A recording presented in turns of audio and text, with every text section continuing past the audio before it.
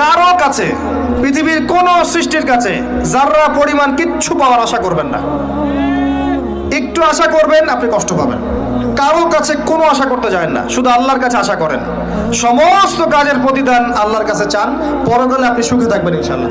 শেষ হাসি আপনি হাসবেন ইনশাআল্লাহ। এছাড়া আমি কোনো সলিউশন দেখি না ভাই। আমি কলিজা থেকে কথাগুলো বললাম আপনাকে,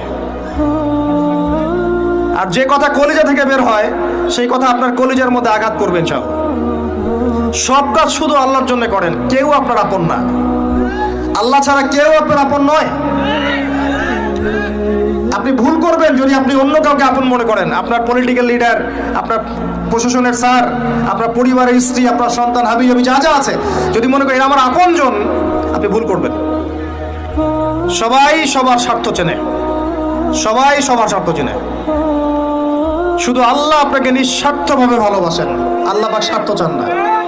সারাটা জীবন পাপ করে থাকলেও একটা বার দাঁড়িয়ে খালি বলেন আল্লাহ আস্তাগফিরুল্লাহ ওয়া আতুবু ইলাইহি, মন থেকে বলেন আল্লাহ আমি ভুল করেছি, আল্লাহ আমাকে মাফ করে দাও। এক মুহূর্তের মধ্যে আল্লাহ পাক আপনার সমস্ত গুনাহগুলোকে নেকিতে পরিবর্তন করে দিবেন ইনশাআল্লাহ। আল্লাহ ছাড়া কেউ নাই আপন। আল্লাহর জন্য খালেস করে ফেলেন নিজেকে, তার দিনের জন্য চেষ্টা করেন। তার দিন আজকে অবহেলিত, তার দিন আজকে অপদস্থ। সারা বিশ্বের বুকে আজকে মুসলিমরা নির্যাতিত, নিপীড়িত।